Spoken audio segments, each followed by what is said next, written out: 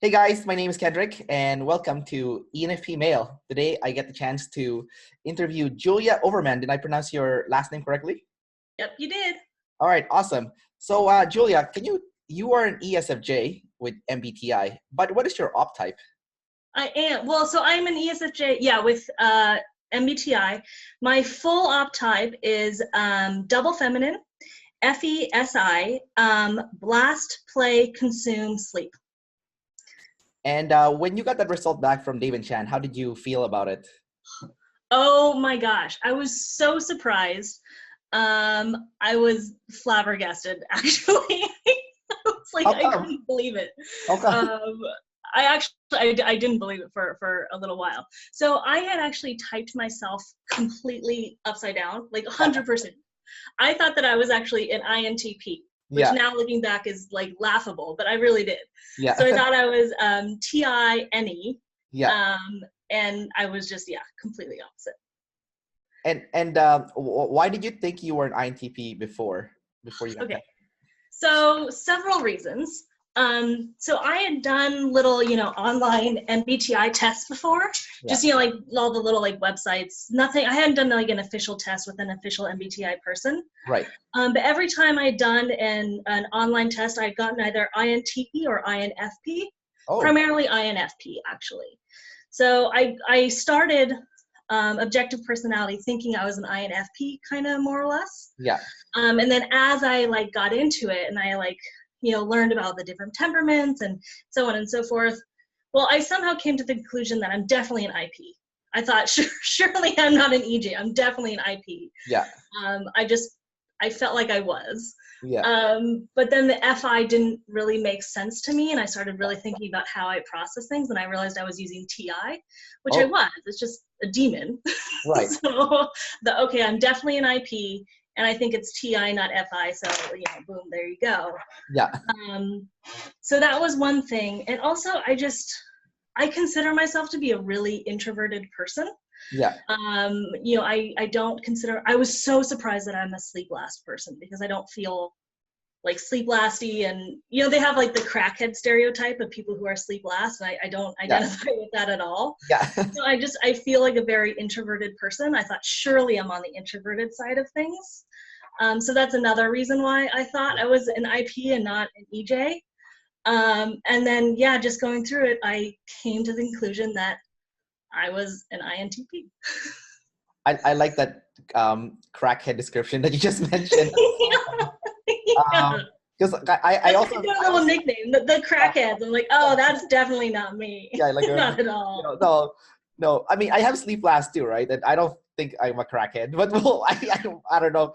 Maybe some people think that way. Yeah, I don't feel like I'm like going, going, going. That's how they always describe the sleep lasters, like going, going, going, never stopping. And I don't feel like that. Maybe I'm Yeah, a little bit, but yeah. I don't know. I actually did think so. I thought I was a sleep last IP.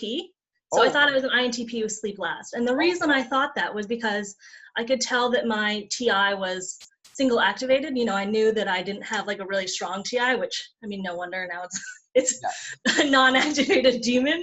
right. But I did think I was a sleep last IP before. Your TI is masculine though, so you can kind of use it in Yes, and you kind it of is masculine. you do have some kind of idea of what your identity is as a result of having that more masculine than if it was more feminine. I don't know if You you would agree with think that. you would think I would, yes. Yeah. But I feel like one of the biggest issues that I do struggle with is identity issues. Okay. I think so. I was watching another interview that you had with, I think, Thomas Alot, something Yeah, like that. the ENFJ guy. Yeah. Yeah, and he's also sleep last. He actually reminds me a lot of myself because Yeah. he's also FESE. Yeah. And one of the things that he said was, it sounds so weird, but it's weird to think of myself as a person. And I thought, boom, yes, that's it. It's weird to think of myself as a person. What what's Um, what's that like? Like I don't really understand it, but I know. When you say it out loud, it doesn't make any sense. yeah, but like what how does that feel like Oh gosh, it's I don't know how to explain it except it's like when I step back and think about like, oh, I'm a person, it feels like a little bit weird. Just the identity thing just feels a little bit weird and sort of not, just like I'm unsure of it, It's Yeah. like this kind of weird concept that I don't fully grasp or have a handle on or understand. Do you have any family members or relatives who are who you think is an IP and is very big on their identity, can like easily tell you, hey, you know what, this is who I am, this is what I stand for, and Um, kind of like force it into your face, and then you're always kind of like scratching your head, like, huh? yeah. Like, how does that work? Like Yeah. Not that I'm aware of. I can't think of a lot. So I'm not that great at typing people, so I don't really know. I've kind of tried to type some of the people in my life, but yeah. I can't identify anyone off the top of my head who I know in my personal life who's an IP. Well, Who I anyone can done say that like, now to you? Like, kind of like tell you, what? has anyone ever done that to you though? Like, kind of like said to you, you know what, this is who I am, this is what I like to do, this is what I believe in, kind of like really big into like what they like and what they're into, and it's always about what kind of like maybe someone that's self-centered or self-absorbed, Yeah, sure. No, yeah, I've definitely encountered people like that who say things like that. Yeah. But do you have family members who are like that, like that's close to you, or like, or friends even? Not that I can think of. All of the people I'm really close to who I've typed are either EJs or EPs or IJs. Oh, I think everyone in my family is an EJ or an EP or an IJ. Same with my friends that I can think of. yeah. So I've certainly encountered people who say things like that, but not really that I'm very close to. Okay. Oh, Yeah, that's interesting. yeah. This It is, isn't it? no, it is, because like I travel a lot, right? Like one time I was backpacking in Colombia, and I met these two girls there. One of them was an EJ like you. She's an ENFJ, and the person that she was backpacking with was an INFP, and it was just it wasn't even a surprise to me that an EJ and IP became best friends, right? It's like there's like Yeah, a natural kind of like connection between you guys. yeah. So I was kind of surprised that you kind of said that you don't know anyone that's an IP even with close friends. 'Cause from what I've seen, EJs and IPs click. Like it's, you guys are just like best buddies, Yeah, that is a really good point, Yeah, actually. yeah, I have heard that, and that yeah. does make sense. But to be Like honest, no. like I even can't think of anyone who's very close to me, either a good friend or a family member, who is an IP. because even when I was going to college, one of my like good friends that I made when I was in college, he was an IP, he was an INFP, Mhm. and every time he checks out girls, they're always like an EJ, like an Really? EJ. Yeah, he's like, oh my god, she's so hot, and I'm like, hmm. And then they all kind of look the same, like Yeah, they have like that EJ kind of look, and like even yeah, in person, I'm like, interesting. And it took me like a few years later when I kind of reflected back on that, I'm like, oh my god, it makes sense, because he's an IP. Obviously, he would be attracted to yeah, an EJ, yeah. and And it's funny. I think the people I'm most drawn to, like in terms of friends and people I just want to spend time with, yeah. are EPs. Oh, Which may be because of how my NE is, in my yeah, breakdown. So I have actually here I have my little sheet here, so I'll just show you. So yeah, I yeah. That's awesome. have Yeah, yeah. So I have feminine SI and it's a savior, but it's single activated. And yeah, my NE is masculine and it's double activated. yeah, So I kind of feel like I associate more with my NE than my yeah, SI. yeah, And in general, I just feel kind of like a gatherer type of person. yeah, And I think that that's almost like a preferred function over SI, yeah, even though clearly I feel responsible for SI, yeah, and that was something that was hard for me to see, but once I saw it, I definitely saw it, like yeah, SI as a savior. yeah, But I like NE so much and I like gather so much, yeah, so I kind of feel like I'm sort of drawn to the sort of fun gather side. yeah. So I think that's why EPs are kind of, I'm drawn to EPs. Well, because Yeah. you have like, what is it, play second, and then you have consume third, right? And that Yeah. that means your NE is getting hit twice, right? So you're pretty much Yeah. using it like all Yeah. day long, even more than your blast probably. Like I play. am using that guy all day long. Yeah, yeah. Like I'm lead NE, right? Like I'm an ENFP, so for Yeah. me talking to you, I find it quite easy actually. Just like I'm like, oh, this you're using your NE so much, so it's easy for me to like converse to you in that area. Yeah. Can you talk about your being tribe above self? In what way? Well, What I do mean, you're an EJ, right? So like, Yeah. like one of the description that Dave and Chan talks about, like with people who are tribe above self, is they'll kill themselves for the tribe. They'll almost forget about themselves and, do self-sacrificing behavior just to make everyone happy. And then Mhm. at the end of the day, they either feel a little bit of like, self-resentment or self-loathing as a result of, kind of like putting out fires for everyone else, and then they just forgot about themselves. So do you feel like that happens to you, or do you resonate with it? That's one of the things that I think is the hardest for me to see in myself. Yeah. So when I like watch videos back, I can see, sort of the archetype of Effie and how I'm talking with a lot of emotion and I'm very expressive and like how Effie looks on a person. Yeah. So like I can definitely see that in myself. But in terms of like the human need, tribe above self and the behaviors that are associated with lead extroverted decider, that's one of the harder things for me to see. And I think it's because, it's so unconscious. It's something I do all day long. Right. One thing I can see is I do have a very strong need for, everyone around me to be happy. Like I get stressed out, when there's conflict around me, either like in myself or with other people or, wherever. So I can see that I really, want the world to be in harmony and everyone to be happy and, that sort of thing. But in terms of like the killing myself for the tribe and sort of self-sacrificing and, trying to do things to make other people happy and forgetting about myself, it's hard for me to see when I'm actually doing those things. It's like I see in the math that happens. Yeah. But it's hard for me to actually see that. Right. But I mean, that's how it goes, right? You can't really see your first function. So a lot of the EJ things, like the killing yourself for the tribe and like doing things for people when they don't ask you to, and then kind of, I don't know, what did you say? Self-sacrificing and then not liking yourself for it or something like that? Self-loathing is, I think, some of the words that they use. Yeah. Yeah.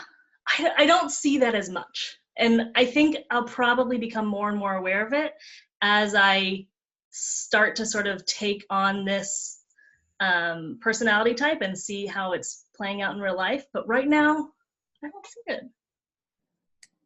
What about in life we all have to make those kind of like hard conversations with people, right?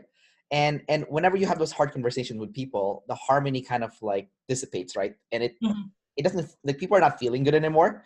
So like, as a lead FE user, would you say that you kind of avoid having those kind of talks with people? Yeah. Yes. like yes. Yeah. I mean, conflict is stressful for me. Yeah. And I've known that for a really long time, that I avoid conflict, and I've worked a lot over the years to try to put myself in situations where I am experiencing conflict so I can sort of get better at it. Yeah. But my inherent like default programming is to just like avoid conflict at all costs. So if I'm in a situation where I need to have a difficult conversation with someone, it is stressful. It's very, very stressful. So I definitely do have that. Yeah.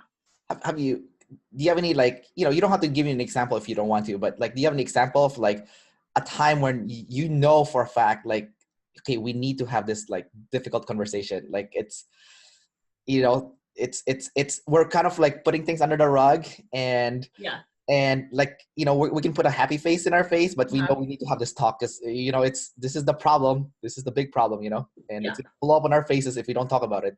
Yeah. No, I can definitely identify times like that. Trying to think of I don't know if I have a good example to give you, but I can think of times like that. And I mean, if it's clear that it needs to happen, then of course the conversation is going to happen.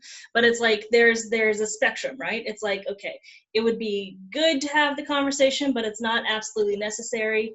It is 100% necessary if something terrible is going to happen, right? So it's like, if we're here, I'm not going to have the conversation, not going to have the conversation, not going to have the conversation. And maybe when I was younger, I would like wait till I'm, like all the way right at the very end. Yeah. Like, I'll only have the conversation if like I have to, or else I'll die. You know? Yeah. And now as I've gotten older, I'm kind of, like here. I can tell, okay, clearly this conversation needs to happen. Yeah. Let's be a grown up and Yeah. get this done. And like, yeah, I can have stressful conversations because, I've decided to. Yeah. But they're not my favorite. Yeah. Well, at least you kind of see that it's like the grown up thing to do, and you're Oh yeah, totally. Yeah. That like hit me in my face when I was like probably 25. Like, okay, you can't just like avoid everything. Life is gonna suck if you avoid everything. Right. And usually after you have those tough conversations, you feel really good after, right? Like you and a person that you have those like, oh yeah, I did a thing. Woo-hoo! Yeah, like you just feel good. Like there's like kind of like a weight like would lifted off your shoulder, right? It's like, oh wow, that's such a relief, It's like baggage kind of like you just drop off your baggage and we can move on. Especially if it's conversation where there's like some finality to it, so if you have a hard conversation but then it's still like kind of open-ended and that you have to come back to it, it's like, oh, then there's gonna be another conversation. But if you have a hard conversation, then whatever the problem is resolved, then it's like, oh yeah that feels finality awesome. to it, problem is resolved, and I feel much better. Yeah, that definitely feels really good when that happens. Yeah. I want to ask you about your so the weird about your sleep actually. So you have a sleep loss. How does that manifest in your life? Like, do you don't get enough rest in general? Like you don't get enough sleep, or is it more like you don't process kind of like your feelings? It's definitely more along the processing side than the actual sleep side. Right. So in terms of like my sleep habits, I actually sleep really, really well. I sleep about 7 hours a night consistently. Oh, good. And I've always had a pretty set like sleep schedule. So, I generally go to bed around the same time when I can. I do have some, like, I'm a little bit picky about my sleep situation. Like, I need to sort of be in a dark room and, it needs to be quiet, and I can't sleep during the day, and I can't sleep like on a plane, and I can't sleep on a train. Like, I can't sleep in public places like a lot of other people can. So like, I need to be, in a specific place. Right. But as long as I have my sleep routine, I sleep like a baby. I sleep really, really well. So I don't consider myself someone to have sleep problems. I mean, I guess I just went through a spiel about how like I need to have like this before I sleep. So that'd be something. But no, my sleep routine is great, and I sleep really well. In terms of the processing, that's really where I see the sleep last. I can definitely see that like I don't, when Shannon and Dave talk about how sleep is like taking the time to organize your thoughts in your brain, when they said that, like, that doesn't make any sense to me. I've never even considered that. Like that, I don't know. It doesn't make sense to me. I've never done that. Yeah. So I don't often just sit there and organize my own thoughts and just think to myself about, the whatever I'm thinking on a personal level. I do spend a lot of time in my own head, kind of, daydreaming.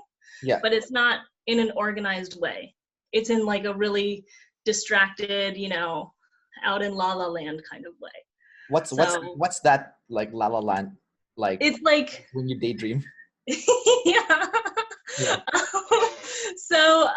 Okay. So before I get into that, so one of the people who has my same type is someone who has been typed in objective personality, Jessica McCabe, who has a YouTube channel about ADHD. Oh, okay.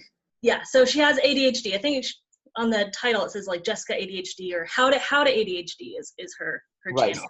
And the way she talks about how her brain works is exactly how my brain works. Okay. I don't think I have ADHD, but like the sort of inattentiveness and like the easily distractedness and like the just daydreamingness and so I definitely identify with a lot of the things that she talks about in terms of inattentiveness. Yeah. And one of them is like getting distracted and daydreaming. Yeah. Or so-called being in la la land, like I like to say. And that's just like, I don't know. Sometimes I'll just like get an idea in my brain and I'll just like go away with it and completely forget about what's going on in reality. Yeah. you know? And a lot of times it takes the form of like having conversations with people in my head Yeah, yeah. and not necessarily reliving past conversations, because sometimes that can happen. And that's usually like, oftentimes that's associated with stress for me, like having past conversations. Yeah. I'll like make up, you know, new conversations. Like I'll just have a conversation with like someone who I, you know, saw on TV the other day or something. Right, right. So a lot of times I'm just like daydreaming about having conversations with people. Yeah. So that's kind of the la la landness that I experience. I feel like that's like your NE because it's double activated. Like whatever you just described, that happens to me all the time. Like I'm always Yeah. having conversations with my head with people. Like Yeah. sometimes they're bad conversations, like I'm like fighting with them. Sometimes it's good conversations, you know. Yeah. But I'm having conversations with people, and it's because I'm lead NE, right? So like when Yeah. you describe that, I'm thinking to myself, oh yeah, that's definitely your NE that you're using like quite a bit. So it's all NE for you, right? Like Totally. which is weird because like, you know, people would think you're using FE more or SI, especially because SI is your kind of like your savior, right? So Yeah. how did that happen that, you know, you, Well, NE became more predominant when it's I a know, demon, right? It seems like you're quite good at using it too. Like just talking to you right now. right? Like, Yeah. it doesn't Well, I feel like at I all. prefer NE. I feel like I've developed that because I like it and Yeah, it's, you know, fun. I yeah, like NE. yeah, But so it's interesting. Because I've rewatched the Jessica ADHD video that Shannon and Dave have. yeah, And one of the things they said is um, both Jessica and I have feminine sensory that we feel responsible to. So we feel responsible to do this single activated feminine sensory. We feel like we should be organized. We should be, you know, responsible for the facts. We should be responsible for our known information. But that masculine NE is so much stronger. It's double activated and it's masculine. right, right, right. So it's like you can be trying to do SI all you want, and SI in general is a hard function to please, you know. So you can like be doing SI, trying to do it, and then the NE just comes and like swoops it up, you know. It just like takes over because it's so much stronger. Yeah, And that's kind of what it feels like to me a little bit. I don't feel as responsible for the SI, you know. I think when I was younger I did a little bit, but then I like relaxed that, yeah, which at the time seemed like a good thing because I was a more relaxed person, but now I'm thinking, oh, I just became a more disorganized person. You know, I don't know if that's a good thing. yeah. But in general, it seems like that's kind of what's going on. I think like because you're double feminine with like your SI and your FE, like talking to you, it feels very light, you know? Because like whenever I talk to like let's say an ESFJ with like masculine FE or masculine SI, you know, there's a lot of like, hey, you know, you should be doing this. This is the way we do things, you know? Or like, hey, this is the rules. You must follow the rules, right? This is the rules. Step 1, step 2, step 3. This is follow the rules. No, you can't break the rules, you know, if you have masculine SI. But you're Yeah, kind of like, woo, you know, like whatever. I am. You know? Oh God, I hate controlling people, and I'm not really a fan of rules. Yeah. Rules are, yeah, not my favorite. I think that I should have as few rules as possible. Yeah. So yeah, I'm not really like that. I wonder if that's like the feminine SI there. You're like, yeah, I can see the rules, but you know, I'll follow them, but doesn't mean I respect it. You know, like It might be, yeah. yeah. It might be. Now David Chan said that, you know, EJs are double observers. So Hmm. you guys have like a relative balance between freedom or the need to gather and Hmm. or chaos versus control and discipline and whatnot. Hmm. So like do you feel like you have a pretty relative balance with kind of like feeling like you're being tied down or locking yourself in, committing yourself to one area versus like, you know, wanting to be free and like just do whatever you want and like, you know, things that are a mess? Like how do you feel What do about you that? mean exactly by committing myself to one area? You mean like choosing a path and going with it, like SI kind of Yep, narrowing down? yep, narrowing down, just picking one Okay. thing. And then so do you feel like you have a pretty relative balance with kind of More or less, I do feel like, yeah, I do feel like I have a relative balance. Like I said, I think um, SI is hard for me. You know, it's hard for me to stay organized. It's hard for me to, you know, keep my thoughts narrowed down and grounded in reality. like I have, you know, I'm much. I'm inclined to be a more disorganized person. So SI is a bit harder for me. But I've also kind of relaxed my need for that over just my lifetime. Which now I'm kind of going back and thinking, okay, that was the wrong direction. Now let's go back and like get really organized and like do the SI and develop routines and develop a schedule and like be a very sort of more organized person.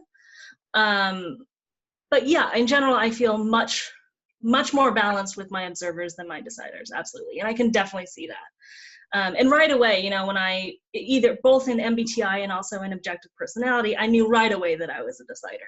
You know, I can tell I'm much more people focused than control and chaos focused. Yeah, I never really have any, well, I mean, not everyone has some control chaos issues sometimes. Right. But I can tell I'm much less likely to have control chaos issues. I can be controlled, I can be chaotic, I can be a chaos monkey, I can be an organizer. So I can really go both ways. Yeah.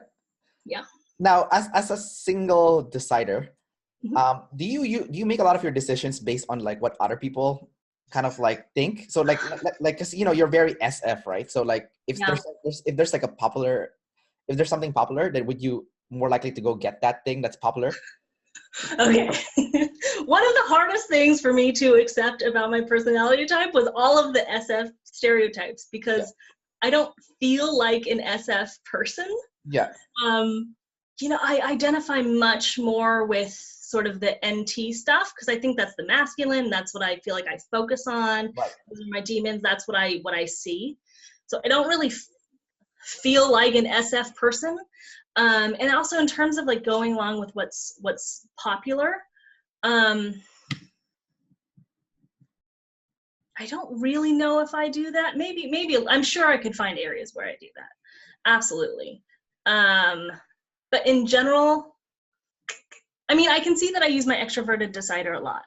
And I ask, you know, for other people's, you know, input about things. And also, especially since I have difficulty with my identity and figuring out what I want, sometimes the only option is to, you know, ask other people, which is sort of the whole, you know, EJ thing. So I do look to other people for advice a lot. I do that. In terms of what's going on or going with what's popular, I don't really know if I do that or not. Maybe I do.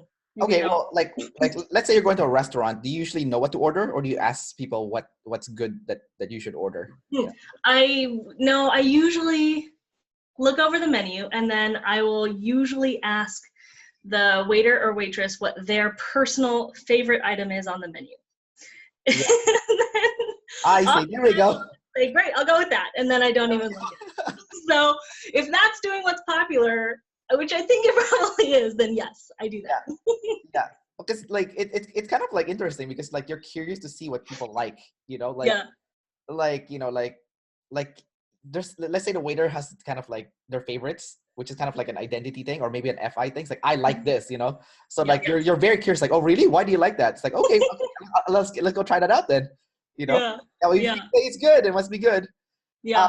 But like even like a lot of my friends who are EJs, right? Like I have a lot of ENFJ friends, and I noticed like they kind of like one of my friends, like he'll notice that, you know, if one of my friend likes a certain kind of cell phone, then that's not kind of like the cell phone he'll buy also. You know, like he won't go and research all the different like if you were like an ST nerd or like or NT nerd, you would kind of like, let's say you're trying to buy a cell phone, right?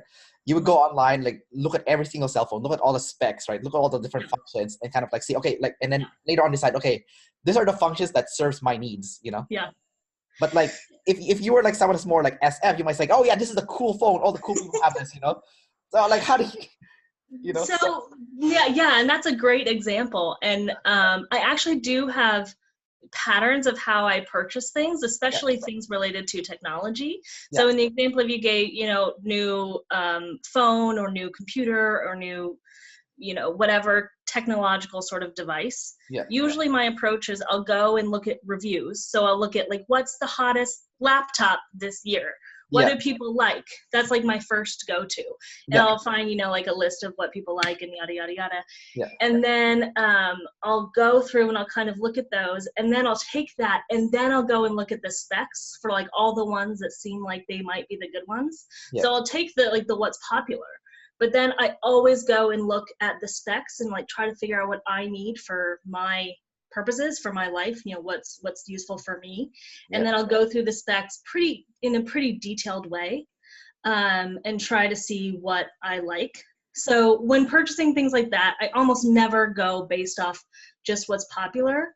I do sort of dig into the details and the specs a little bit, but I will start with what's popular.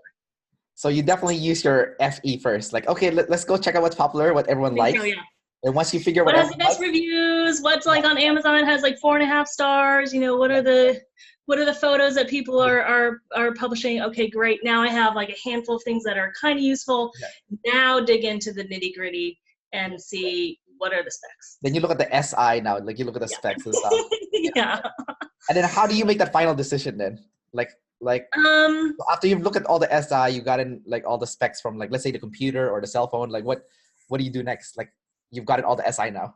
And then the next question is, how does it fit into my life? How is it useful for me? How would I actually use this on a day-to-day basis? You know, if it's a laptop, does it have the things that I like? Like I remember actually when I bought the laptop that I have right here, I was deciding between a few different ones, and I went to Best Buy and like played with them, and this one had the best keyboard.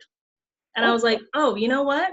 This isn't a spec. This isn't something that is like listed on the website, but like my fingers like this keyboard, and this is like how I want to interact with my laptop. Yeah. And so that's why I bought this one, because it was useful for me. And similarly, when I'm buying something, you know, I think about how will this fit into my home? Like, will this be a distraction for me when I'm trying to use it? Will this be like, you know, just junk that I'm going to not use in, you know, a little while? Will this be useful for me personally? So that's the final question. How is it going to fit in my life? Which is maybe my TI. Yeah, that is your TI. You know, what's interesting is like, when I was interviewing the ENFJ, Thomas, you know, he designs kind of like the user experience, right, for technology, right? And then like when you were talking about like the laptop, like you going to Best Buy, like you physically touching like the keyboard and playing it, like it seems to me like the feel of a product is very important to you, like how it physically feels, you know. So you're definitely using a lot of FE and SI because you're like really seeing how it feels, like, you know, when you actually physically touch it, you're like, I like this, it feels good, right? And then, you know, and then the final decision is the red button. Essentially, when you press the, you know, let's buy this button, it's the TI, right? It's like, okay, this is the one, you know? Yeah. And that was something actually that I discovered a few years ago, that like the physicality of something, how something feels, or how I use something, and how it's like, it's useful in a physical way to me, that was something that was important to me. I realized that like 4 years ago or something. And then I've been, you know, purchasing items that I feel like I like the physical nature of, like my computer that I love, you know, the keyboard of. Yeah. It just makes me happy. Yeah, no, that's very important. So yeah, you know what, you got your reasons too, right? You got your TI reasons. Like it makes me happy, like the feel. Totally. It almost seems like it's very like sleep like SI and TI, right? Because it's like the S is like the sensory, like the concrete, the feel, right? Like, and then the TI is like your reasons, right? And you're like, I like the feel of this, you know. That's like that's it, you know. So you're kind of using it a bit, but it's like it comes like at the very end, it's totally funny, and I hadn't connected that before until you asked, but it's absolutely true. I go through all the animals. I start with the SF and I end with the ST sleep. Why is this important to me? Yeah. Do you ever get indecisive near the end of the purchasing like decision? Do you ever ask people like, should I buy this? Should I get this? Or do you just like do you just buy it? Like you're like, you know what? Usually that's also such a really interesting question, because once it gets down to, is this useful for me in my life personally? Then I don't ask other people. If I decide that I want it, then I want it and I get it. Yeah. What point do I ask other people? The point that I ask other people is, should I get this general, like, should I get a new laptop? My old laptop is like kind of not working so much. Do you think, other person, tribe, that I should put in the time and effort to purchase a new laptop? Yeah. That would be the time where I'm asking the tribe. And then I might ask them also, you know, like, hey, do you know of any good ones? Do you know of anything that I can like start at the top where I'm looking to purchase something? Yeah. And then I'll get feedback from them. And then from there, it's like my own thing. And once I get down to the last bit, I won't ask other people. If I like it, and I get it. Yeah. That's interesting. Yeah. It's interesting, isn't it? Yeah, I'm really interested to hear about your, like, you know, your FE and SI, and like it's just so interesting to me. Like what about when it comes to like dating and stuff? Like, do you usually meet someone because like they're a friend of a friend or something, or like? They're a friend of a friend. No, so the people that, you know, when I'm dating, it's friend of a friend. I guess it's been either people that I know personally, you know, that I've just like come in contact with, or I've also done online dating where I met, you know, someone online. So that's kind of how I've met people that I've dated. So you're okay with meeting strangers then, like on? Oh yeah, okay. I'm totally fine with meeting strangers. Yeah. Do you think that's like do you think that's like a feminine FE thing? Like, do you think someone with masculine FE will not do that? You know, I don't know. I didn't used to. Well, did I? Yeah, I think I've always been okay meeting strangers. Sometimes I have difficulty, you know, being the one to approach someone and like proactively initiate an exchange. Yeah. Because I feel like, you know, I'm very feminine. I sort of like the world to come to me. I like the world to move me rather than me to move the world. Yeah, yeah. But in general, I've never been afraid of like meeting strangers on the internet or something like that. Yeah. Probably shouldn't put that out there on YouTube, but I'll meet any stranger on the internet. I'll line up outside your house now. I know.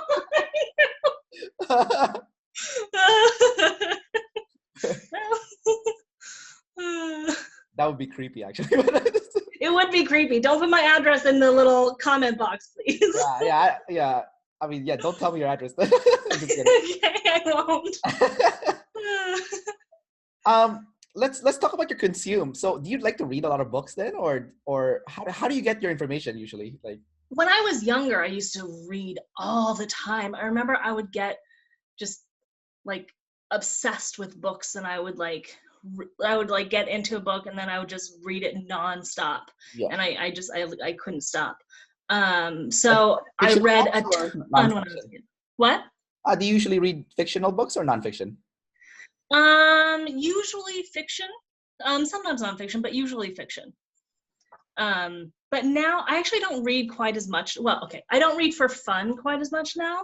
I read a lot of scientific literature. Like, I'm constantly reading scientific literature, but I don't read for fun as much. But I do watch videos for fun, and those videos tend to be educational. So, for example, objective personality.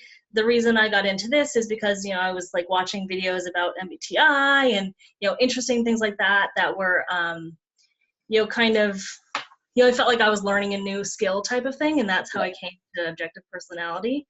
So actually, objective personality is a great example of like the type of consume that I do now.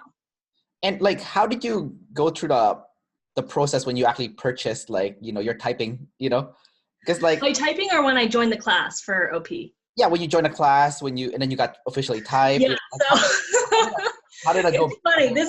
I think this is my blaster, like getting started coming out. So I had kind of been into MBTI. Actually, no, I shouldn't say that. I was aware of MBTI, like on a very surface level, whatever. And I was like, I don't even know how I got started doing this, but I was watching a video by he has a channel about, he's an INFJ, and he has a channel about being an INFJ. I forget his name. Oh, I Speak People? Is it that guy? I don't remember. I don't remember. But I don't remember. But he's an INFJ. Are you looking it up? I am looking it up. Right. Okay, great. But Frank James. Keep going. is Frank James. And I was watching a video about him, and he mentioned just like offhand, oh yeah, I think the Dave Superpowers channel has the best description of the cognitive functions. So I was like, oh, okay, I'll go check that out. And I went to the Dave Superpowers channel, and then I found Objective Personality from there. And once I started watching the Objective Personality like intro videos, I thought that this was like the greatest thing ever, because it was a scientific approach to basically figure out one's identity in a very sort of concrete, almost formulaic way. So I was like so excited about this. I purchased the class within 10 minutes of being on that website. I mean, Holy crap. like, oh my God, I have to do this. This is the greatest thing ever. That's awesome. Blast first, eh? That's what blast first is. Yeah. So yeah. What? No, I'm just saying Thomas did the same thing. He said the moment the first video came out, he saw it, he purchased it right away. And I'm like, oh my God. Like yeah, totally. It took me 6 months before I joined a class. You know? Yeah, no, not me. I did it right away. Yeah.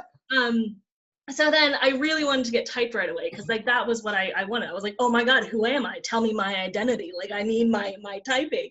Yeah. But I think, I had to wait 2 months, and I was like, oh, I have to wait 2 months.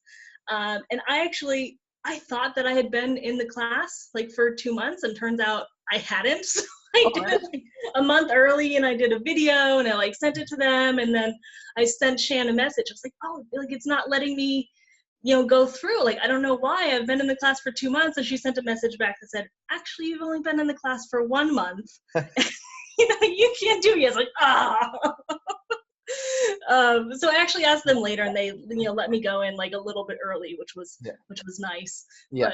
But I was definitely jumping at the bit to go and like sign up and get my personality type. So is the person that referred Dave Superpowers, the INFJ guy, is he Bo Miller? Is that his name? No, I think his name is Frank James. Oh, okay. Okay, we're talking about different people then. Yeah, I think so. Let me just see if I can confirm that. Okay, because there is another guy who's an INFJ, and he has like his own YouTube channel also on INFJs. And his name's Bo Miller, but like I guess there's a bunch of them that's doing this, so it must be like. Oh yeah. I don't know if you can see this, but it's this guy. I can see it. No, I've never come across his okay. channel. How did you end up on an INFJ's channel anyways? I don't remember. Yes. I have no recollection of that. I only remember going from the INFJ channel to Objective Personality.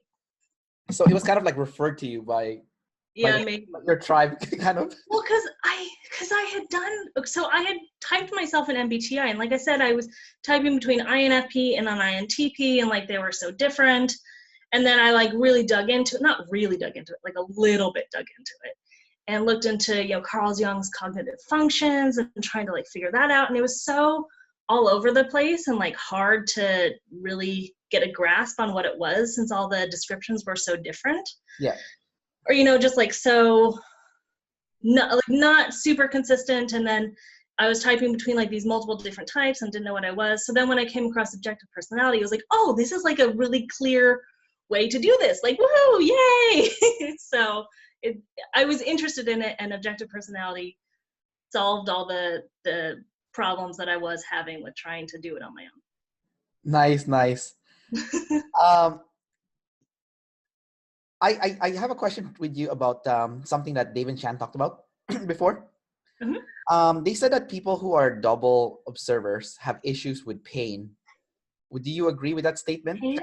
Yeah, pain. So like people who are double deciders, they kind of avoid fear. Like they have a lot of fear, and fear is like an ongoing emotional, ongoing negative emotion that they kind of like go through. While like double observers, one of the ongoing negative emotion that they go through that they try to either avoid is pain. So that could be physical pain, or it could be emotional pain, right? So like you kind of touched on it, like kind of earlier when we were chatting, you said you don't like having that difficult conversation just because, it has a lot of emotional pain involved, right? Mm-hmm.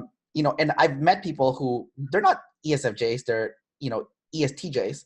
Mm-hmm. And I've actually seen them avoid physical pain. Like they won't go to the gym because like after working out, you get sore, right? Like your muscle is sore. Yeah. They don't like that feeling of soreness. Like it hurts so much they can't handle that soreness, right? Well, so now that you mention it, I have heard Shan and Dave talk about that, and for some reason it just kind of, it hasn't stuck in my mind as a salient piece of information. Yeah.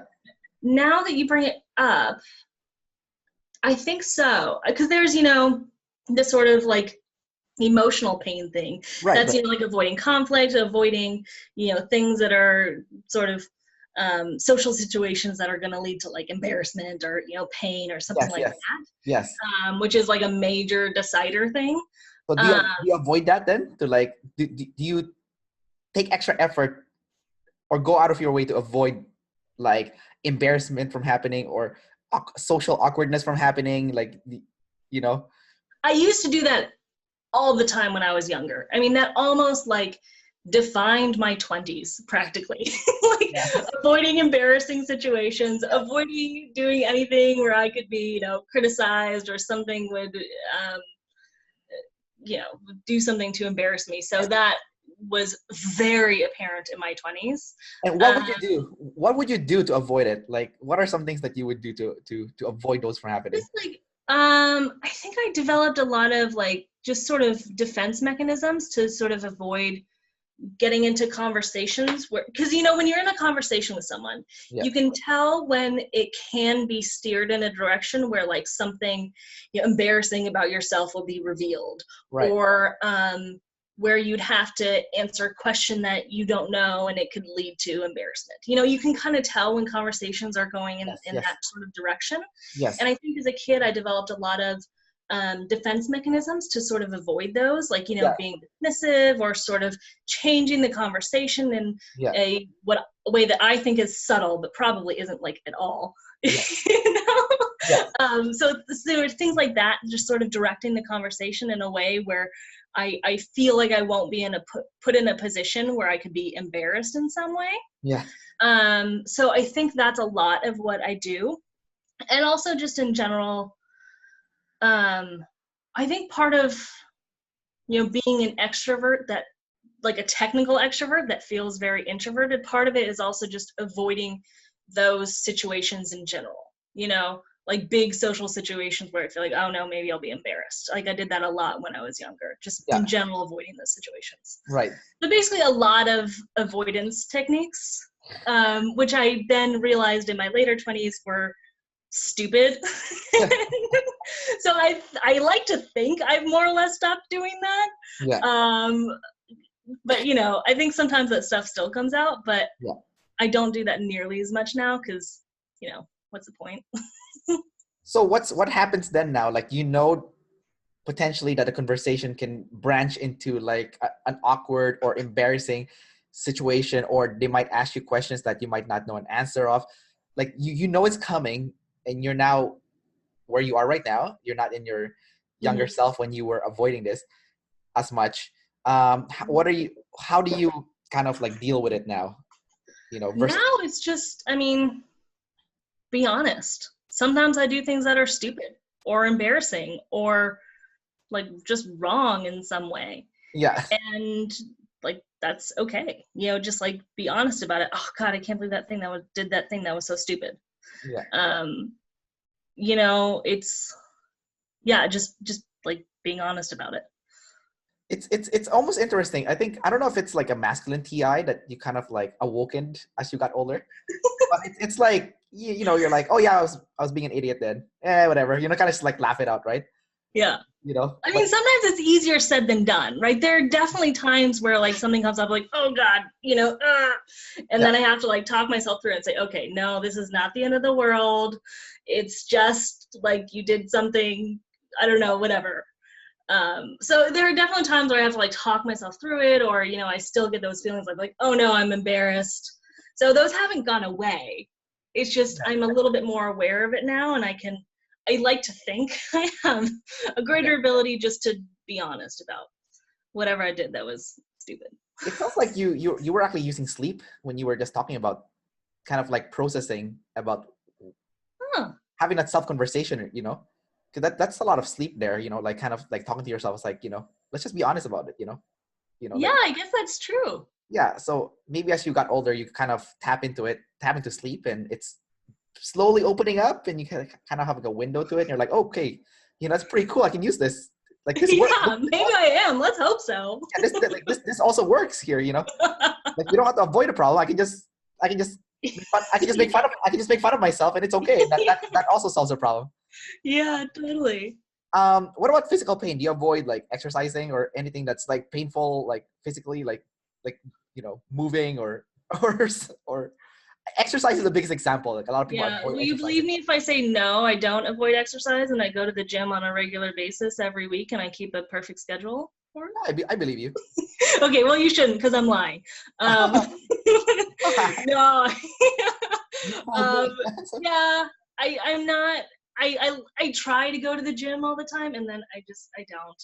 It's one of those things where every like few months I'm like, yeah, I'm gonna go to the gym and like develop a really great routine and like work out all the time, and then of course I don't. So I hate to admit it, but I do avoid exercise. And avoiding like other types of pain. What are some other types of pain? Like physical pain. Well, it's mainly those two, but like Yeah. like, Sorry, what was the other one? So exercise, and what was the other one? like moving, I guess. Like if you're moving, like you have to move stuff because you have to lift a lot of heavy stuff, right? If you're moving. Oh. But Yeah, not no, as much. what is it about exercise that you avoid though? Like is it like painful to work out or like the thought of I mean, I don't love the feeling of being sore after I exercise. yeah. I mean, sometimes it's just it's so annoying. Like a few days later when I need to go and do something like that I actually need to do, and then I like can't get out of bed because I'm sore, and Yeah. I don't love that. I see. Yeah. Okay. I guess David Shannon were definitely spot on about like designers like avoiding like pain, like physical and emotional. Because I was interviewing an INFP actually, and he would like tell me he told me a story where, like there was a girl that he really liked and he wanted to talk to her, but like the day off, like he was supposed to approach her and like talk to her. Yeah. He went around in circles avoiding like starting a conversation, because like it could potentially be awkward. It might be weird, he might be perceived as someone that's unlikable. I don't know, like. Yeah. And he went around in circles avoiding that, before he actually went to talk to that person. I don't even know if he did talk to that person. It's like avoiding that emotional pain, right? Like that's like definitely as like a single observer kind of behavior. Yeah. And I have a lot of friends who are single observers, right? Like I have a lot of EJ IP friends, right? My EJ friend, like he's like the biggest like avoidant person I've ever met. Like every time we go in a conversation and like right when the conversation is about like ever since I learned about op, I actually don't let him off the hook anymore. Which, like it makes me come across as a jerk, but like but I think he needs to have this kind of conversation. Like you can't avoid this your whole life, right? Like, you need to have this. So basically, like we'll get into a conversation about like he'll talk about what's popular first because obviously he's an EJ and he likes to talk about like SF popular, right? It's like, oh yeah, this car is so nice, or like like this is the nicest cell phone, or so he'll talk about like what's cool. And then as the conversation goes, I'll start steering it towards self, so I'm like, so what are your bucket lists, or what do you want to do with your life? And he'll like kind of pause and he'll get really uncomfortable and he'll like change the subject or like or yeah. Or he'll like deflect it to someone else. Like he'll point to someone else like, hey, what about this person? What is this person like? Yeah. And I'm like, no. We asked you. Yeah. And then he'll like get really uncomfortable, and then he'll get like I actually see him physically shrinking, like his shoulders like going like this. Like he's trying to like make him so small, Yeah. And I find it so fascinating with like EJs, like just kind of avoiding the identity question, like I'm not trying to be a jerk. But I think it's something that needs to be talked about. Yeah. Does he know that you're doing it? Like, does he know that you're purposefully asking him those questions because of objective personality? No, he doesn't know. Oh, okay. So he's just like, he has no clue. Yeah, he has no clue. But yeah. But yeah, as an EJ myself, I think I can definitely see myself doing that when someone asks me specifically like what's on your bucket list? What do you want to do? What's your vision for your future? What's, your personal thing? Yeah.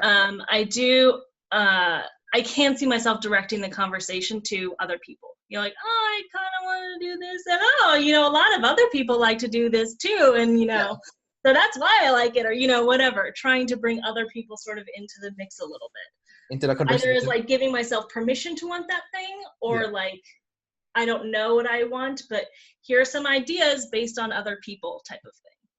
Talk about that for a second. Giving yourself permission to want something, because like Yeah. it tells it pretty much what I just sense from you is like, you know what you want, but you're not sure if it's okay to want that. You know? Oh, what makes you get that sense from me? Well, it was just based on what you just said, Oh, right? what I just said, yeah. You just said it, right? Like, What? yeah, you just said it. That's why. Okay, I thought maybe it was like another thing that I said earlier in the interview. I was like, oh, what was it?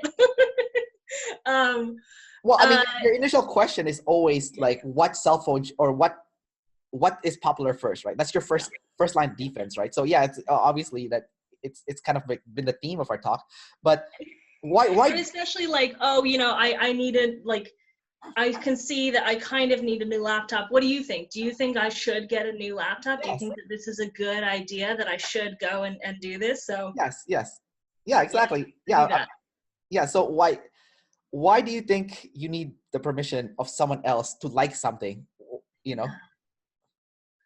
I mean, I think that's the whole EJ syndrome, right? And that's kind of one of the things that I'm talking about that I, until this point, have not been very conscious of. It's something that I do so unconsciously, and it's hard to pick up on it. And like looking back, I can see, times where I have done that. Yeah. So I definitely do that. Why do I do that? I mean, it's hard to explain. Why do I do that? It's hard to explain why, except that, that's the EJ syndrome. Well, how do you feel about it? Like when you get asked that question, what do you feel? It's almost like going back to the laptop example, it's almost like I actually don't know if I should or shouldn't. It's it's just like information, like I need more information about, is this a good idea? Is this not a good idea? I don't know. So I'm going to ask someone what they think to get their opinion on it. I think it's more like I don't know my own opinion on it. Yes. There we go. Because of the identity thing. Yeah. There you go. You just process it like out loud. Yeah, what else we better need? You process it out loud. Yeah. That's cool. Yeah, so I think it has to do with like, I don't know my own opinion on it, and so I'm going to go ask someone else.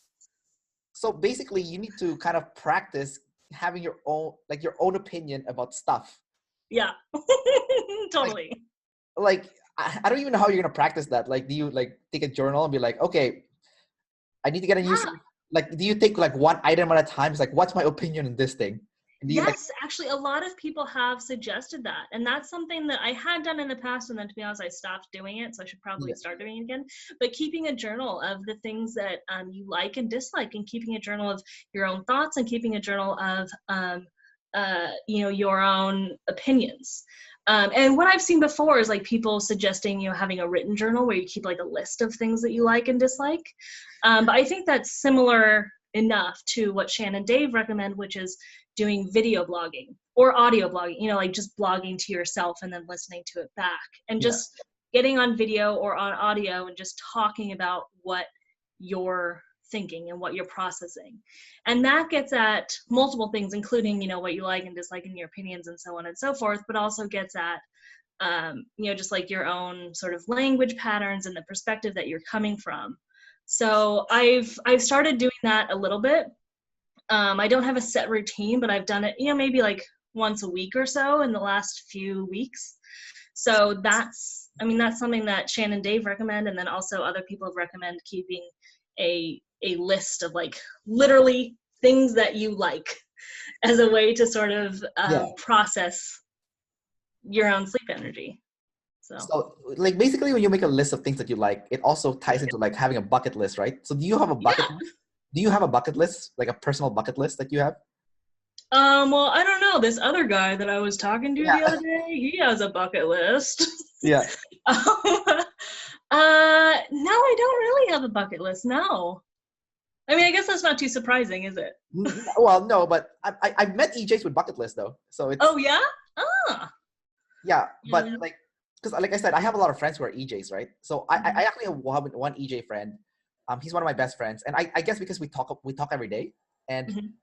like, I mean, we used to, when we were kids, we used to talk every single day. We're like, it's kind of like sad, but we're kind of like girls. We talk on the phone for like 3 hours, like, like when we're teenagers. And he's like a Russian guy, and like I always ask him like identity questions for some reason. Like I wasn't even aware of like up back then, but I just like kind of ask him all the time, right? Because Mm-hmm. like, he'll always argue with me, right? He'll say something to me like, you know, hey, Kendrick, we need to be doing these things because this is how we're perceived, like, yeah, we need to look good. This is how people see us. Is And I'm he like, masculine, extroverted decider?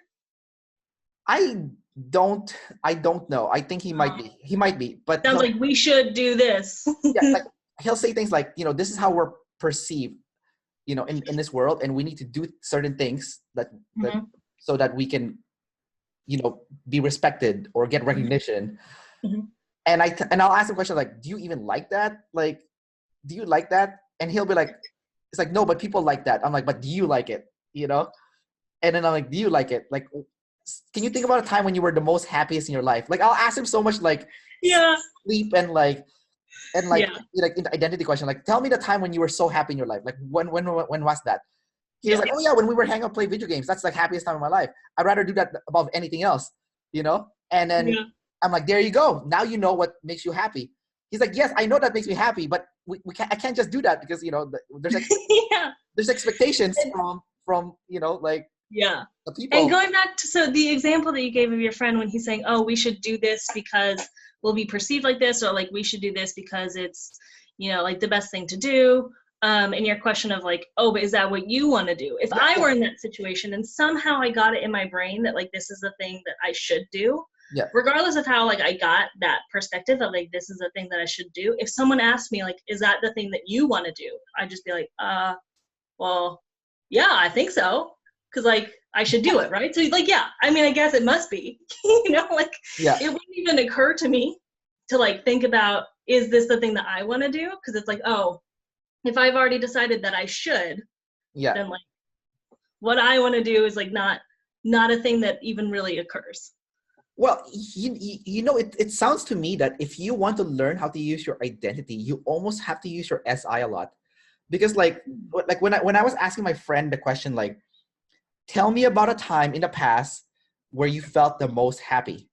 So Mm-hmm. that's SI, right? Kind of like reflecting back also in the past. And then he reflected back when he felt the most ecstatic, and that was when he was playing video games. Mm-hmm. But even he doesn't even have to play with anyone, like with friends. He can play by himself. But Mm-hmm. just the act of doing it made him like 10 out of 10 the happiness scale, you could say. Mm-hmm. And it's like almost like you have to SI first. Like you have to recall back in your life when you felt the happiest. And then Yeah. once you pinpoint like those few moments in your life where you felt like so like overwhelmingly happy, or even just like you didn't need anyone's approval or recognition. Like no one told you, hey, you're an awesome person. Like it was just you. Like you're just Yeah. doing your own thing and you were so happy. Yeah. It's like very SI, right? Like you have to look Yeah. back in the past. And then once you pinpoint those few areas that made you happy, if you write those down in a piece of paper and then you start doing them on a regular basis, I think that's like pretty much like the best way to kind of like, from what I can see from you guys, like who are like, That's a good suggestion. Not just like writing down the things that you list like and dislike, but thinking about the times in your life where you have been the happiest that you have been, yeah, and like what the context was and like what you were yeah, doing. like write Yeah, the and full then writing story. it down and then looking back at it. Yeah, right. That's Like fine. write the Yeah, no, full that's story. a great suggestion. Totally. I might take that and do it. Yeah. Exactly. You should probably do it. But Yeah. um, I'll add that to my video blogging. I'll do the video blogging and then I'll do the list of like the times where I'm happiest in my life. you're like, all right, Julia, when were you most happy? Yeah. Ready, go. Like, um, so have you ever had any tidal waves as a result of having, that TI lasts, or even like, I don't see you having tidal waves with your NE for some reason. I don't see it. Yeah. But have you Well, ever what had a tidal wave? tidal waves? What would a tidal wave with my NE be like? Your NE is like I'll give you a good example of an NE tidal wave. So Mm-hmm. my mom and my sister have always fought since I was a kid. Mm-hmm. Like they've always been at each other's, you know, faces, pretty much. Like, um, and my mom is an IJ. She's an ISFJ, right? and my sister is an INFJ. So it's two IJs butting heads, kind of interesting. And so my mom, because she has NE last, she cannot see patterns that happens in day-to-day life. So, and she also cannot see the future because N is a lot of forward thinking, right? Mm-hmm. So she relies on fortune tellers to tell her what the future should be like. So when we were like a really young kid, she went to a fortune teller to ask about my sister's future. And the fortune teller told my mom that when my sister would turn 16, something bad is going to happen to her. And like self-fulfilling prophecy, right? Like, Yeah. I think the bad thing that happened to my sister is actually my mom. And basically, throughout my sister's life, my mom has been controlling every action that she's been doing. She's kind of like been under close, like she's been under a microscope essentially, and being because she feels like if she over controls, then she can prevent the thing from happening. She can prevent the chaos from happening when my sister turns 16. But then the more my mom tried to control my sister, the more my sister rebelled and did the opposite of what my mom would try to, the opposite of the result my mom was trying to achieve, which is so that's like the over controlling and then causing chaos from that over control, right? Yeah. And as a result, my mother did not see that connection, the any connection, right? The more I controlled, the more my sister did this. Like she just didn't see that connection. Like she didn't see the fact that she's already done this thing like 100 times and it's getting the same result. So clearly you should be doing something else because this is clearly not working. She just didn't see the pattern. She just kept pressing the same button, right? Control, right? So that's kind of like what an NE tidal wave would be. Like not seeing the pattern and then kind of like seeing chaos as a result. So I don't know if I don't think that's ever happened to you. Just because talking to you, you seem like you can use NE pretty well. Yeah, that I don't see something like that happening to me. And in fact, when you're talking about that, what I'm thinking is I feel like I almost like my NE more than my SI because it's easier. Yeah. It's almost like as if that's like a hobby, like gathering is like a fun hobby. Yeah. So I like it. So no, I don't think I've seen those type of NE tidal waves. Now, I'll give you an example of a friend that I met when I was traveling because I took a year off to go backpacking before. And I met her in Colombia. And like she's one of the friends that I mentioned, like the IP and the EJ who were hanging out together. Like they met and they became best friends. Okay. So I was doing volunteer work in Colombia, working in a hostel, translating from Spanish to English. And I don't speak Spanish, so I don't know how I got the gig. I think I got the gig because the hostel I was working at had a Thai restaurant, and I was Asian, and I legitimized the restaurant by being the only Asian working there. That's a great way to get a job. I don't speak Spanish, but whatever. That's literally like my job was in the hostel. Like I worked in the reception, and my job was that when a backpacker came in and told me their information in English, I would tell the Spanish speaking person working with, kind of like entering the data in Spanish, how to enter it. I didn't even speak Spanish, like, I mean, barely, so, but anyways, back to the story. Now the EJ, she had a identity tidal wave she's in her late 30s now. So when she had her identity tidal wave, it was in her late 30s when it happened. So she was going to work, and she said that she was treating people the way that kind of like the corporate culture was like, like the way you should treat people is the way how the corporate culture dictated how you should treat people. But one day she just freaked out. She said, "Oh my God, this is not me. I don't like the way I'm treating people. This is not who I am." She freaked out. She literally quit her job on the spot, bought a one-way plane ticket to Colombia, like the most random place to go of all places, and went to do solo backpacking. And she just went on a kind of like went on a quest to figure out her identity, pretty much. Yeah.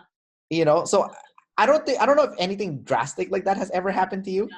But like having an identity crisis where you're like going along, and then suddenly, oh my God, I'm not doing anything that is personally important to me, and like I need to change my life type of thing. like, this is not me. Like what I'm doing right now, this is not me. Like I don't even like, I don't like this corporate values. I don't resonate with it, you know? Yeah.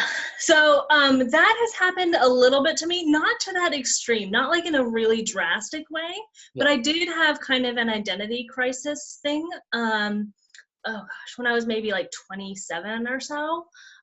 So I was in graduate school. So I was a PhD student, and I was like going along and doing my PhD work, and thinking like, oh, like I like science is great. And then I realized, like, yes, I love science, and I still do, but I didn't like being in a lab doing research day in and day out. Like that's a very kind of INTJ type of activity. Yeah. And I was like, I came to graduate school because like I wanted to get a PhD, and I thought I really liked research, and I thought I liked doing this. And I kind of just came to the realization like, oh, this is not me. Like this is like not where I belong. I don't belong like at a bench doing, research day in and day out. Like I'll leave this to the IJs. Yeah. So I kind of had this identity crisis. I was like, oh my God, why did I get into grad school? Why did I do this? Like, do I actually stay in academia? Because when I came into grad school, I thought, great, I'm going to go to grad school. I'm going to get a PhD, and then I'm going to, do a postdoc, and then I'll be a professor and like do this sort of academia thing, because that's what a lot of people think that they do when they go into grad school. Yes. And then I had this realization like, oh, I don't want to do that. That sounds terrible to me. That's not where I belong, and like I don't like doing that. So what I did is I went and I actually got into teaching. So when I taught at a community college, I thought, okay, I'll go this direction and I'll get into teaching, which at the time felt very like different and sort of outside the box for me. Felt like a different activity. Now looking at my personality, it's not a surprise at all that I went to do that, because I mean, ESFJs are like teachers, which is so funny. In my talk, they're like 2 kindergarten teachers. And like, it seems like every ESFJ at some point has come to the conclusion like, oh, teaching is great. I'm going to go and like be a teacher, and that'll be awesome. So I definitely like fell into that stereotype. So that's, what I went and did after grad school.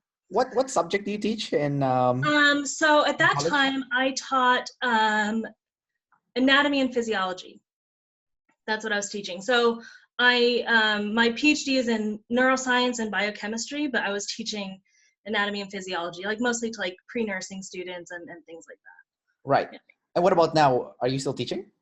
So I'm actually not teaching, no. I did teach for a while, but no, now I've gone on and I'm sort of in the more corporate world a little bit.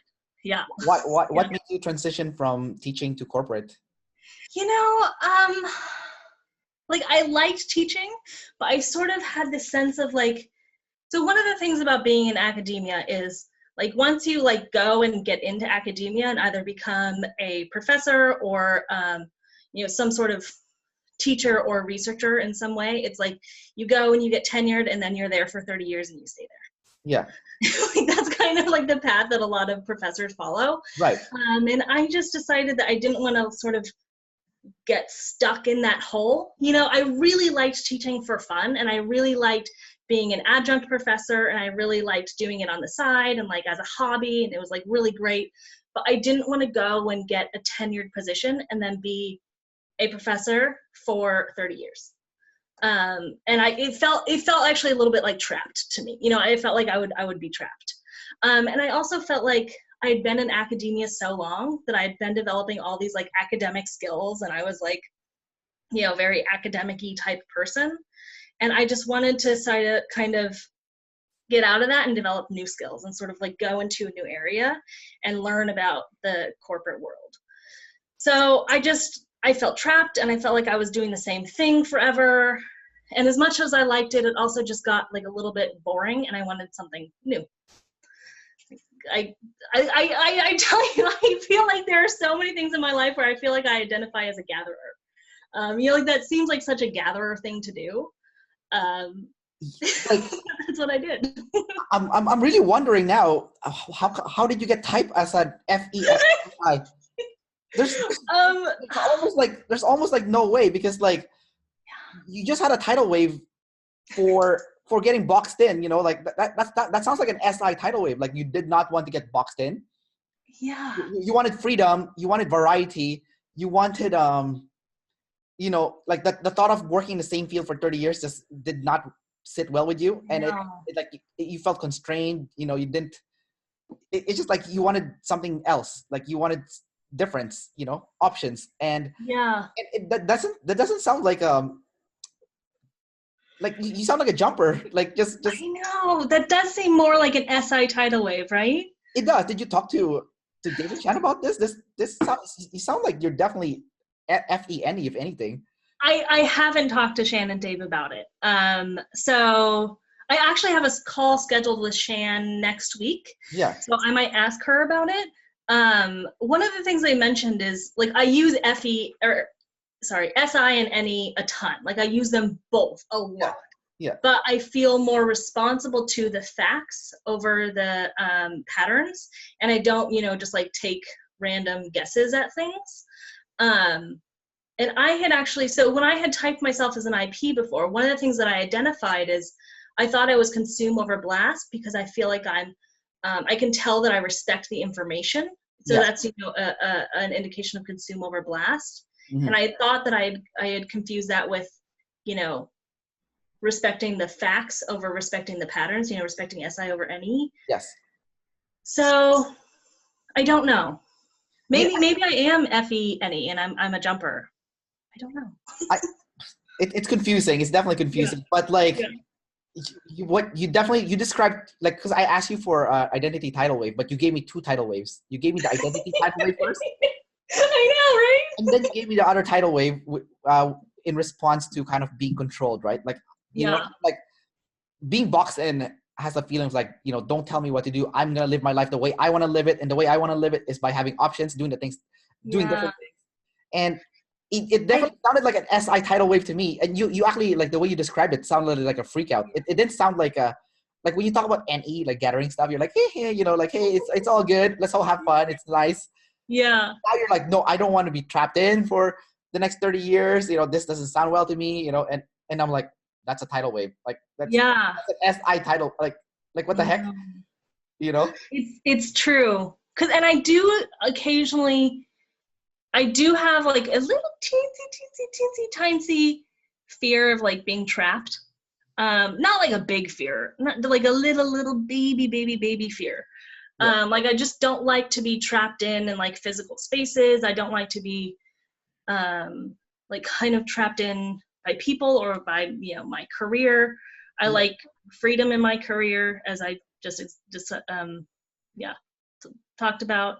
So yeah, maybe I am FENE. Yeah, because I didn't hear you freak out a lot at all about like any stuff, but you're freaking out about being controlled. Like you said, it's baby, right? Which makes sense because it's like it's in the middle, right? You know, so it's not gonna be like a big tidal wave, but it's there, and it just came out of you right now, and for that to come out, it's like it's pretty obvious, right? Like when like, you know, when you're calm, when you're talking calmly versus like when you had like a kind of like a strong emotion come out of you, and that's kind of like totally. Like, you know, that's an indicator that it's a tidal wave when a strong emotion kind of like bubbles up and then it just comes out. That is very true. You might be onto something. I'll have to ask Shan and Dave about this. Yeah, I mean, I see what like David Shan is kind of saying about you having SI and FE. Because you're really good at blasting, like we're talking right now, and you're really good at it. But I don't know, like that NE is definitely You might be play. I don't know if you're. I don't know. Like maybe talk to them, but it seems like you might be play first. But I don't know. Like I said, like. So if that were the case, I would be. I think I'm probably sleep last because I feel like I mostly have identity issues rather than. Yes. Yeah, I think that my identity is the thing that's. The sleep last is obvious. That one like. Oh, is it? Like, yeah. I mean, that one everyone can probably agree with. But like, I don't know about blast first. It could be second, but I don't know. Like maybe you're play first. I don't know. You think I would be play, blast, consume, sleep, or play, consume, blast, sleep? Because I could be either, right? I think that's the toughest. Like if I were to guess, I mean, like I said, I like David Shan type you more thoroughly. You know, I'm just talking to you, kind of like. I'm just kind of like letting you know what I observed just talking to you. Yeah, definitely. But if I were to guess, I think you're definitely play first. And Well, but even if I'm blast first, blast, play, consume, sleep, my play would be double activated. So my play would be the most obvious thing, even if I were blast first. yes, Right? yes. It wouldn't make a huge difference if anything. Like I think you might If be I'm play blast or blast play, yeah. yeah, it wouldn't make a huge difference. So I may it is. I mean, we're just nitpicking here, so it doesn't. I don't know Yeah. if it matters. I just thought Well, of, but it would matter if I were play consume blast sleep, right? Because then it'd be a question over is there consume over blast or blast over consume. right. And that, I mean, I don't know exactly how to be able to determine that, but that'll be something. Yeah. Well, definitely the talk with Chan will clarify some things for you. Yeah. Um. That would mean I would be Byron Katie's type, and that would be exciting. Yeah. Double feminine, FENE, blast, play, blast, consume, sleep. That's Byron Katie. I kind of talking to you is it's like talking to my I had a manager that looks exactly like you actually, like Oh yeah. yeah, definitely. And she's definitely an ESFJ. And she definitely uses NE a lot for an ESFJ, because I was talking to her, and whenever she would get mad at me, her SI would come out, and it would come out as a freak out. It wouldn't be calm when she would use SI on me. She would use it would be a freak out. It would definitely be a freak out. But I remember her telling a story to me about like being a teacher, because she kind of landed in the role that she's in right now. For the main reason she landed on the role that she's in right now is because A, she made really good money. And B, was just like kind of like the convenient thing, right? But she said that when she was in college/university, her passion was political science, and the biggest thing that she has always wanted to be was to be a teacher. And now that she's in her 30s, she said she has so much regret not pursuing that teaching. Like she kind of like betrayed herself, you could say, like for money, you know. It's like I don't know, like a typical story, I guess. Yeah. But like she said to me, because like at the time my girlfriend was kind of like entertaining the idea of being a teacher, right? And she, like the moment I mentioned that to her, because my girlfriend used to also work in the same facility as us, she said, no, you need to tell her she needs to pursue this, because she said, I regret not doing this. I think about it a lot, you know, like what would my life be if I was a teacher? You know, how much happier I would be if I was, you know, pursuing my passion instead of like a stable job that pays good, you know, like, you know. And you know what's so weird is like you guys have the same voice too. It's like you know, it's like Dave and Shan always talks about, like, you know, like certain types kind of like have the same facial shape, same facial, like same voice. And you know, the FE, I think, is very obvious, right? It's like a very sort of you wear your emotions on your face type of thing. Yeah. But even like FI people, they have the same monotone looking face, right? Like yeah. Like they have like the same poker face look, you know, like, like you know, especially like the play last IPs, like, you know, they don't have a facial expression. They're kind of just like, you know, that's pretty much it. Like they'll give you like, or like blast last, right? Like I have a coworker who's an IP and he's blast last, right? And all the EJs love him. No surprise. Yeah. And like they'll, like, you know, the EJs, especially the FE users, whenever they see him, they'll say his name is AJ, right? So they'll go to him and be like, AJ, how's it going? And he'll like look at them. He'll be like, good. You know, like, and then they'll like, they love him. They absolutely love him, right? And they're like, that's it, just good. And he'll be like, yes. You know, like it's like, you know, it's just and I haven't been in sort of the objective personality world long enough to be able to sort of see people and say, oh, you look like this type, you know, like type people based on visuals and say, oh, you kind of remind me of this type. Yeah. So yeah, I find I'm not very good at typing people at all. I found I don't know if I've typed anyone accurately yet. Yeah. All good. Yeah. I think double deciders are probably better at this, just because we can see self and tribe, right? So it's yeah. yeah. I would think IPs and EJs definitely have more trouble with this. Like, you guys are better at other stuff than us, though. So like, you guys don't have problem with freedom and chaos, right? So Yeah. with chaos and control. So that's a good thing. So we're gonna go wrap up this talk pretty soon. I just have like 2 more questions for you before we finish this up. First one is, do you have any advice that you can give to any EJs out there who's kind of like trying to figure out their identity, or at least be more in touch with it? Because like, you did make a few decisions in the past that serve you well, and even though it was in small, like it's small increments, like when you were kind of deciding if you wanted to be a researcher versus teacher. Yeah. Even that small micro decision that you made where you switched over to teacher instead of researcher, that really made a big difference in your life, right? So what kind of advice can you give to your fellow EJs? My greatest advice would not be about, your career or control versus chaos or anything like that. For other EJs out there, my greatest advice would be exactly what Shan and Dave say, which is look at the observers, look at how they're handling self and tribe. All of the things that you're concerned about in your brain about the tribe, whatever those concerns are, like they're judging you or they're bad or you're bad or anything to do with self and tribe, all of that is literally in your head. You are making it up and it is not true. If you can come to terms with the fact that all of those things that you're making up in your head about them are just completely not true, then your life is going to be so much better. And observers have figured this out. Observers have figured out that when, tribe does something that you feel is, bad, it doesn't matter. It just means that that person did something that was bad, and it's not a big deal at all.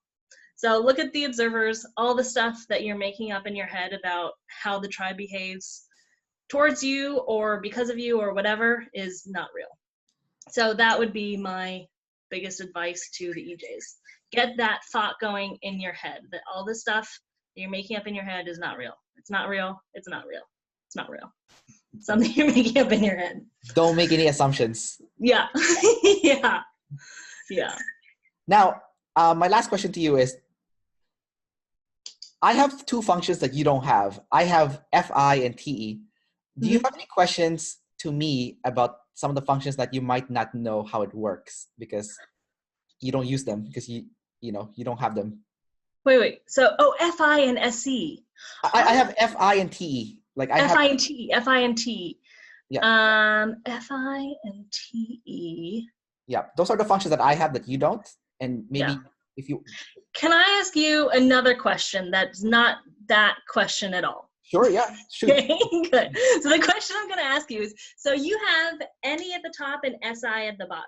Yes. So my question would be, what are the tidal waves that you see that are SI tidal waves? Like, how does your SI, demon SI, come out in a tidal wave fashion for you?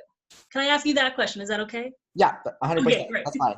It's 100%. It's discipline and being realistic with my life. Like kind of like concrete realism. Like when I was a kid, I've always been a dreamer. Like I've always dreamed of like what raise the roof.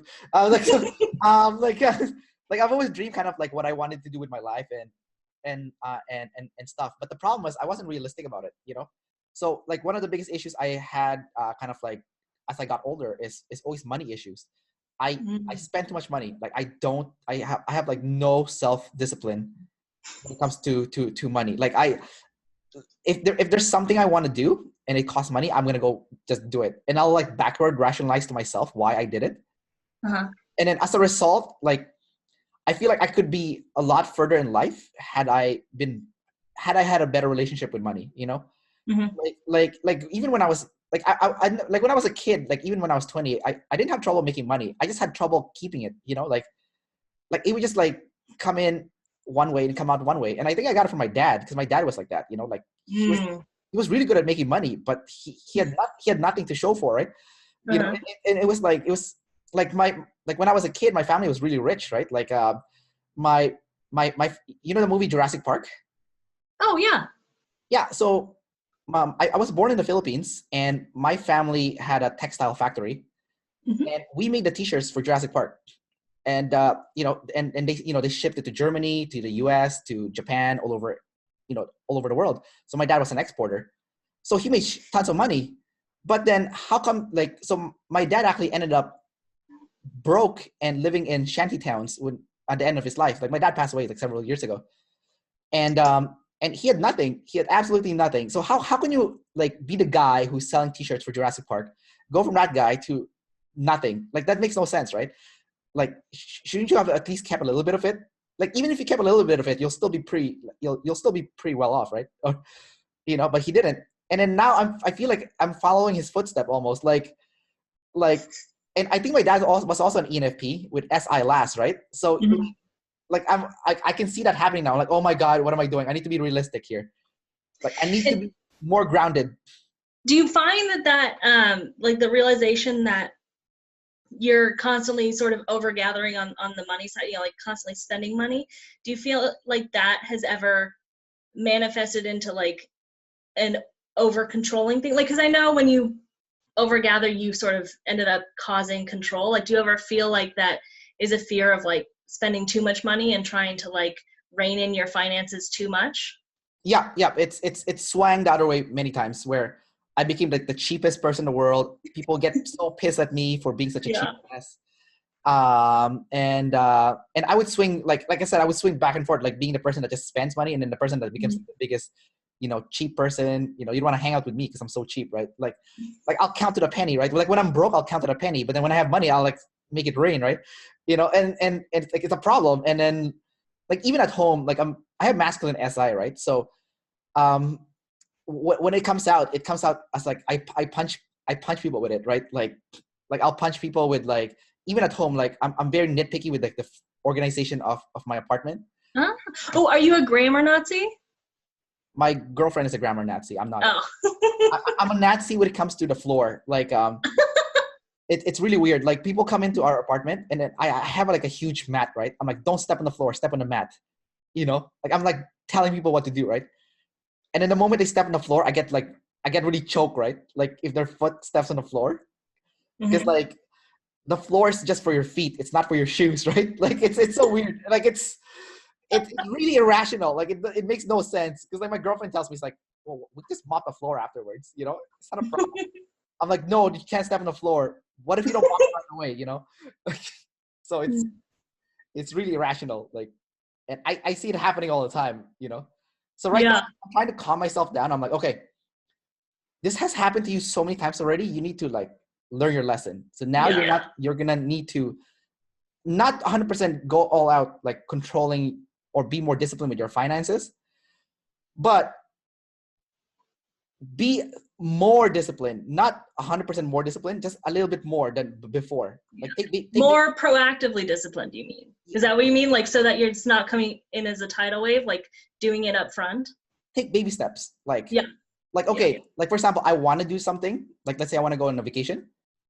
I need to budget for it. Like I can still go there, but I just need to maybe wait a little bit longer. Like maybe I need to save up more money first before I go there instead of just swiping my credit card and going there. You know what I mean? Yeah. Like it's like just having the patience to wait before you. And do you feel like you like taking the advice of looking at the deciders and how they're balanced with control and chaos and how they can sort of manage that? Do you feel like looking at deciders has helped you sort of rein in your tidal waves a little bit? If anything, it just baffles me because like I like my one of my managers, he's an IP, right? He's an INFP, and I asked him this question before, right? Like I asked him a question in between freedom and commitment, right? Kind of like control and chaos, and he kind of like shrugged it to me. He's like, it's fine. He's like, if I go, because he also likes traveling, so he's gone backpacking for a year before, and he absolutely loves it. It's like, yeah, I love backpacking, but if I'm just here, I'm working 9 to 5, I'm also okay with it. And I'm like, how can you be okay with that? Like I'm just like absolutely baffled, right? Like, how can you be okay with that? Like, I don't want to do that. For me, it's all about like freedom, right? 100% freedom, right? I don't want to lock myself in, tie myself down to just one career forever. That to me, that's death, right? So how can you be okay with it? Like, it just baffles me, right? And I'm still like right now, I'm still trying to figure that out. Like, I'm forcing myself to do it. Like, I'm actually doing it right now. Like, I've been in the same industry now for 6 years. Like, I work in the fitness industry. Mhm. I teach, like, I'm a personal trainer. I teach senior classes, group classes, spin, I teach all that stuff, right? And, sometimes I get really bored, right? I'm like, oh my God, like another class, like sometimes you don't feel like smiling, right? But then you have to put on that smile because when you're teaching a class, you're kind of like an entertainer, right? You have to make sure everyone's feeling good, everyone's having fun, and sometimes I just like, I'm about to enter the class. I'm like, oh my God, I don't want to do this anymore. I'm so sick of this. But then, I go there and got to put on a show, right? Mhm. Um, so I don't like right now I'm doing it because I know this is the right thing to do. Especially with someone who has SI last like me.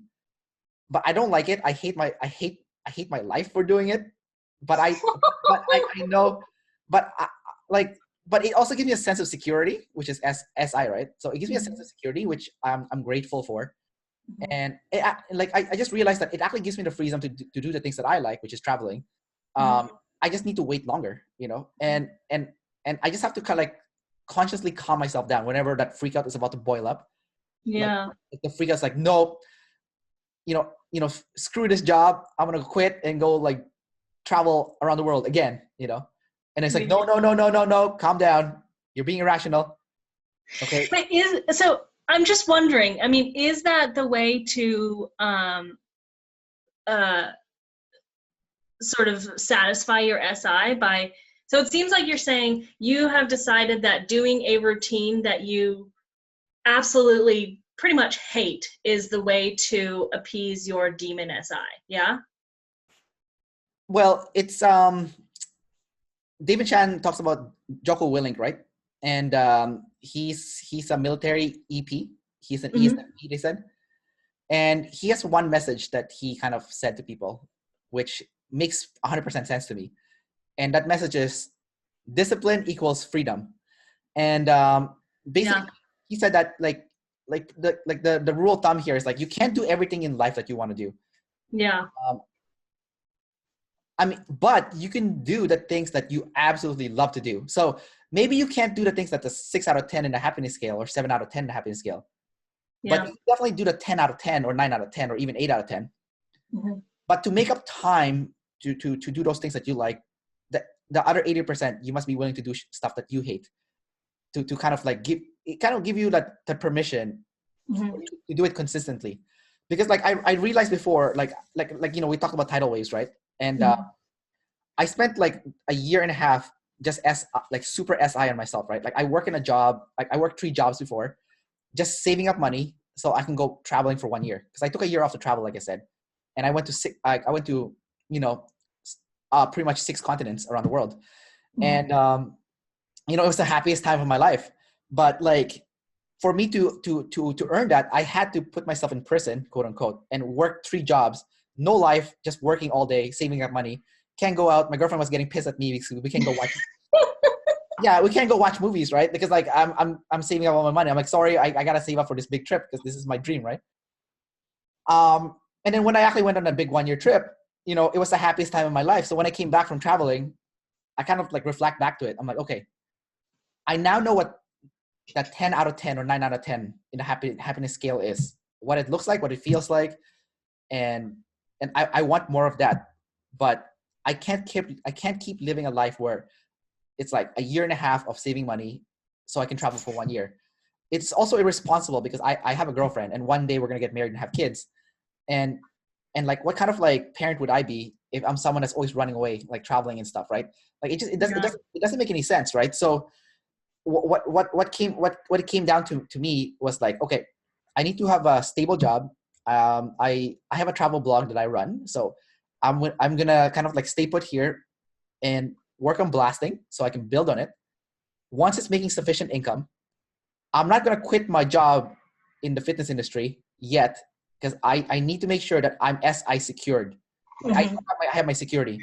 So I'm gonna keep saving money until I have at least 1 year's worth of savings, and until at least, like, I have very specific metrics that I need to hit. Like I need to be making at least $2,000 a month from online sources before I can quit my job. So and until I hit that amount, I'm not allowed to quit my job right now. I must have my day job. So that's kind of like how I learned to apply it. But I can tell you right now, it's so hard. Like I hate it so much. It's like I hate it so much, but I know it's the right thing to do. And I know, and I'm doing it. So Dave, there was something that Dave said, I think on a YouTube video, that stuck with me a while ago. Yeah. And he said one of the keys is to fall in love with doing your demons. Not do them and hate them, but to fall in love with them. And especially, I was looking at, I think it was an ESFJ video. And one of the things he said was that ESFJs hate giving reasons, like explaining themselves. Why do you want to do this? I don't want to explain why I want to do this, because my demon TI, I don't want to give my reasons. Maybe I'm unaware of them. I don't want to explain the reasons. And he was saying that ESFJs, if they can fall in love with giving reasons, like not do it and hate it, but do it and figure out a way to make themselves love it. Figure out a way to make it, personal to you and something that you like integrate it into that TI. That's the real secret, to fall in love with doing those things. So I wonder if for you, the key is to fall in, do something to make yourself like those routines. Do something to make yourself like the, doing the 9-to-5 job or doing the, whatever. Change your mindset in a way where you fall in love with it. I don't know if that's possible, but that seems like that was something that stuck with me, is like the key. Because you don't want to do something that you hate all the time, right? Because I know for me, if I'm telling myself, oh, I'll go and I don't know, give reasons to people all the time because I should, but I'm going to hate it. And I'm going to tell you reluctantly and, whatever. Then I would probably do that for a week and then be over it. But, oh, you mean if you work in a laboratory all day by yourself? Yeah. Why did you do this experiment? I'm not telling you. I just did it. Yeah. Yeah, exactly. Yeah, you know what? I think in theory it sounds like a good idea, but it's so hard, it's not easy to fall in love with something that you don't like. I don't hate I don't hate fitness. First of all, the reason why I got into fitness to begin with was it was the only job that I did not hate. Yeah, I absolutely hate working for other people. My family are all entrepreneurs, right? Like my mom is an entrepreneur, my dad's an entrepreneur, my grandparents were all entrepreneurs. I think I have it in my blood. Like I'm an entrepreneur. So working for someone else makes me I absolutely hate it. And then also, like, I don't hate fitness. Like I said, I love health and fitness. Like I like exercise. I like eating healthy, getting proper sleep. Like I absolutely love it. It's a passion of mine. What's not a passion of mine is dealing with difficult people, especially the self-entitled one. Because I work I work as a personal trainer, and then you get people who hire you, and then they have like this kind of like mentality where like by hiring you automatically they're gonna get the result that they want, but then they don't realize there's hard work involved in it, right? Like it's not like I'm merely someone that guides you and provide you with the right information, but like the hard work is on you. So when people like lash out on you for like not getting them the result, even though you've provided them everything that you could possibly have, that's annoying, right? Like and you have to deal with that day in and day out. And like obviously you have some really wonderful clients too. Like I got a 19-year-old a 6-pack before. That was so amazing. Like mind-blowing experience, right? And he was an ESFJ too, right? And I felt like I taught him self-love too. And like for me that was like a big victory in my career. Absolutely proud of the guy. And every time, like I also help a mom, she was depressed after giving birth. And she never lost that pregnancy fat. And I helped her get back to an even better shape than before she gave birth. And she was just so ecstatic. Obviously, her husband was really happy too. And actually, I ended up training the husband after. She's like, okay, I'm fit now. Now I want you to train my husband next. Nice. So, obviously there's some good moments in between, right?